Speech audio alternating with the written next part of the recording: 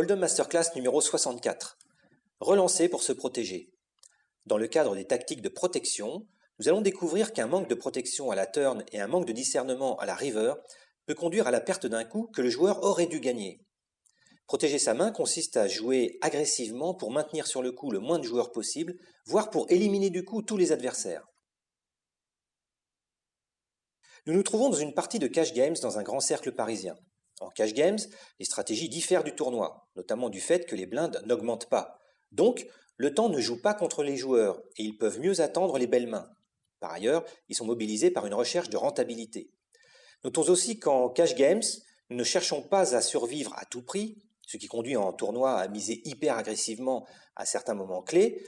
En cash games, comme on peut racheter des jetons à tout moment, le jeu est souvent moins expéditif.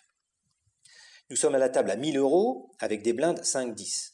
Il n'y a pas de somme plafond pour s'asseoir à cette table. En cash games, contrairement au tournoi, si un joueur est à tapis avant la fin et s'il n'a qu'un seul adversaire, les joueurs ne sont pas tenus d'abattre leur jeu tout de suite. Ils doivent le faire seulement quand la river est affichée au tableau.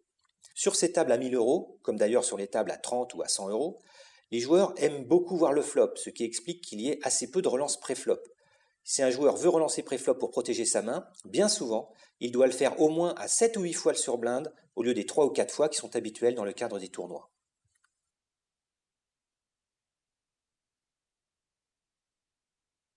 Notre personnage s'appelle Alain. C'est un habitué des cercles parisiens, quelqu'un qui consacre environ 15 heures par semaine au poker live. Il joue rarement plus de 5 heures d'affilée. Son style de jeu est agressif, mais il a aussi appris que sur de petites tables ou des tables moyennes où la participation est fréquente, il doit aussi essayer de tendre des pièges. Nous occupons la position du petit blind, donc nous avons misé 5. Notre tapis est de 300 sur une moyenne de 255. Seuls 2 tapis sont supérieurs, un de 340 et un de 450. Si ce tapis ne baisse pas, nous allons devoir nous mettre à sa hauteur en rajoutant de l'argent bientôt, pour éviter de perdre notre capacité d'intimidation vis-à-vis de lui. Notre main est dame 3 de cœur. Elle est extrêmement médiocre et figure, comme vous le voyez, au 77e rang des 169 mains possibles.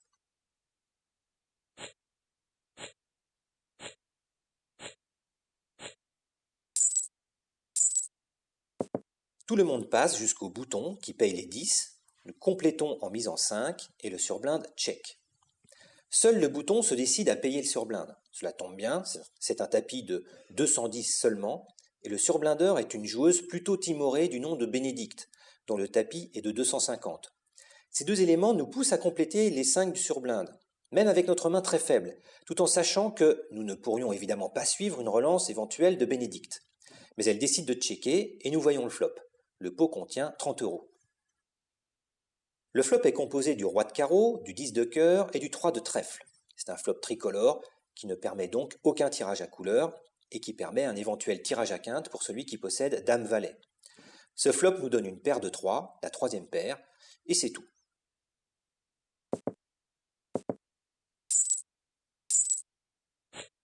Nous checkons, Bénédicte check, Grégoire ouvre à 30, nous payons les 30, et Bénédicte passe. Nous pourrions attaquer tout de suite, mais en cash games, il ne sert à rien de s'entêter sur des coups sans espoir.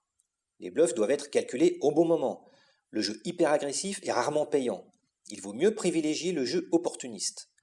Donc nous sommes prêts à quitter le coup, c'est pourquoi nous checkons. Grégoire décide d'ouvrir à la hauteur du pot à 30. En tournoi, nous devrions choisir maintenant entre relancer et passer. Relancer pour essayer de faire passer l'ouvreur, qui a peut-être un jeu nul, ou pour lui faire croire qu'on a un roi. Et passer si on sent que cela ne sert à rien de nous battre contre ce joueur. Mais en cash games, il s'agit de rentabiliser les coups au mieux. Nous avons ici un tirage à cœur backdoor et un tirage à quinte backdoor. Si la prochaine carte est le valet de cœur, nous touchons à la fois un tirage à quinte et à couleur. Si c'est juste un cœur, nous touchons un tirage à couleur, et si c'est un valet, nous avons un tirage à quinte. Enfin, si c'est un 3, nous avons brelan, et si c'est une dame, nous avons 2 paires. Ce qui fait au total 16 outs, soit plus d'une chance sur 2 si on voit la turn et la river, et une chance sur 3 à la carte prochaine. C'est bien sûr en dessous de la cote, mais on joue sur une cote implicite, car si la carte rentre, on peut prendre beaucoup d'argent à l'adversaire, pour 10% seulement de notre tapis.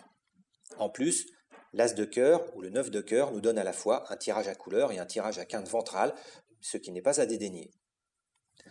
Donc nous décidons finalement de payer, tout en sachant que si la carte suivante est menaçante, nous pouvons toujours tenter un bluff d'entrée. Le pot contient 90 €. La turn est le valet de pique, ce qui ne donne aucun tirage à couleur au flop, mais permet une quinte pour le joueur qui possède As-Dame ou Dame-9. Pour ce qui nous concerne, nous avons maintenant un tirage à quinte ouvert.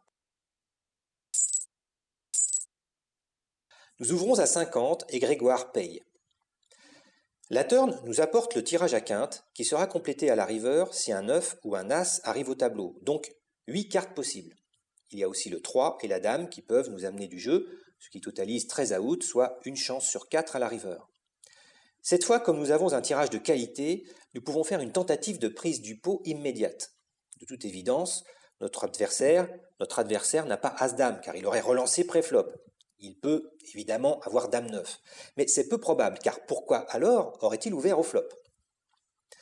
Comme le valet arrive maintenant, si nous ouvrons ici, nous pouvons lui faire croire que nous avons aussi un valet. S'il a par exemple un 10 en main, il peut hésiter à suivre. Nous aurons alors gagné 60 s'il décide d'abandonner. Il est donc intéressant d'ouvrir ici. Le pot contient 90, nous décidons d'ouvrir un peu au-dessus de la moitié, donc à 50. Si Grégoire n'a rien, il ne peut pas décemment payer les 50. Et s'il a un gros jeu comme de grosses paires ou même brelan, il va forcément nous relancer, à cause de la possibilité de quinte, et nous jetterons nos cartes. Mais curieusement, il préfère jouer le coup soft, et il se limite à payer les 50. Cela pose question, car s'il avait brelan, son intérêt serait plutôt d'essayer de nous empêcher de toucher la quinte au cas où nous aurions une dame en main, ce qui est d'ailleurs le cas. Donc il n'a probablement pas brelan. De la même manière, il n'a probablement pas deux paires. Peut-être a-t-il une dame lui aussi, ou un roi avec un petit kicker, ou encore As-10, ce qui lui donnerait une paire plus tirage à quinte.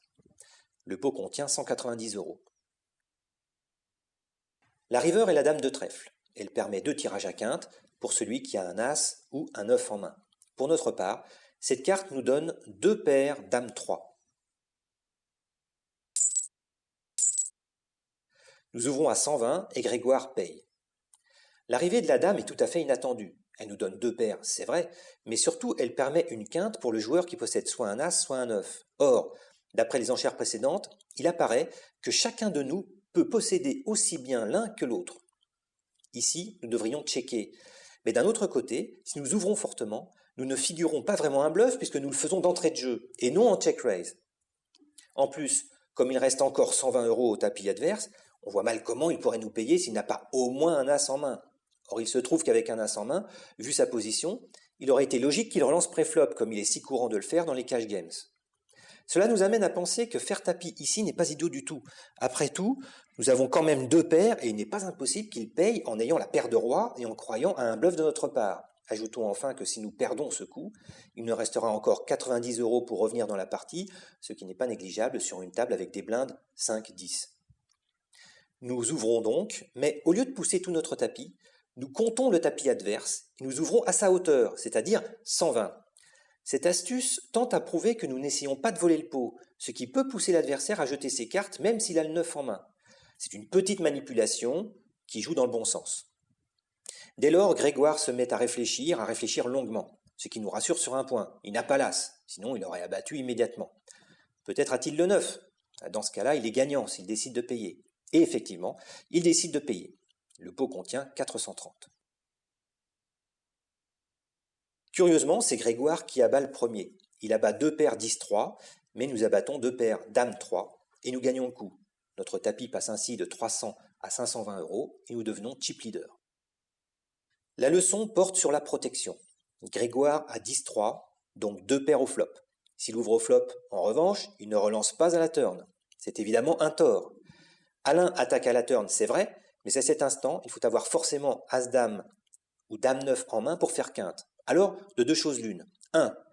Ou Grégoire pense qu'Alain détient la quinte, et dans ce cas, il n'a aucune raison de payer les 50, il doit jeter sa main. 2. Ou Grégoire pense qu'Alain n'a pas la quinte, mais seulement un tirage ou une paire, et alors il doit protéger ses 2 paires en relançant à 100 ou même en relançant all-in. C'est d'ailleurs le pari d'Alain. À la turn, il ouvre, en sachant qu'il ne pourra en aucun cas payer la moindre relance de Grégoire. C'est ce qu'on appelle un bet and fold. Plutôt que de prendre le coup tout de suite avec son jeu qui était très probablement favori, Grégoire a joué mollement et s'est contenté de payer l'ouverture, sans doute par excès de prudence. C'est ainsi qu'il a maintenu Alain sur le coup et lui a permis de toucher sa carte gagnante à la river. Or, la prudence au poker se traduit souvent par une relance de protection. Il faut jouer agressif pour se protéger. Deuxième point, Grégoire a commis une erreur fatale à la fin. Et curieusement, cette erreur est due à une faiblesse qui revient à sa position de dernier de parole. En effet, Alain utilise sa position de premier de parole pour ouvrir all-in à la river.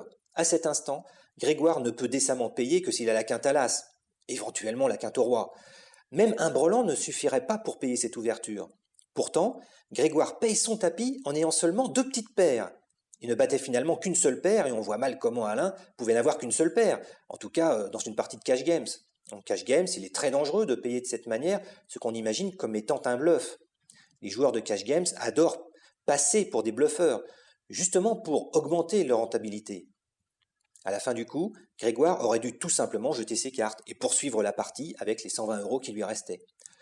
Pour résumer, 2 points importants. 1. Quand on tient un jeu au flop ou à la turn comme 2 paires, il vaut mieux protéger sa main et attaquer ou contre-attaquer. Sous-jouer ces 2 paires est une erreur manifeste. 2. Quand un tirage à quinte est offert au tableau, si on ne la possède pas soi-même et si la logique montre que l'adversaire peut la posséder, il vaut mieux passer.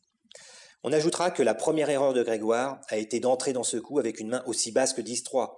Il est évident que si c'est là sa façon de jouer les cash games, il a du souci à se faire. Ce coup en est un exemple, puisqu'il a 2 paires et qu'il est battu par 2 paires supérieures.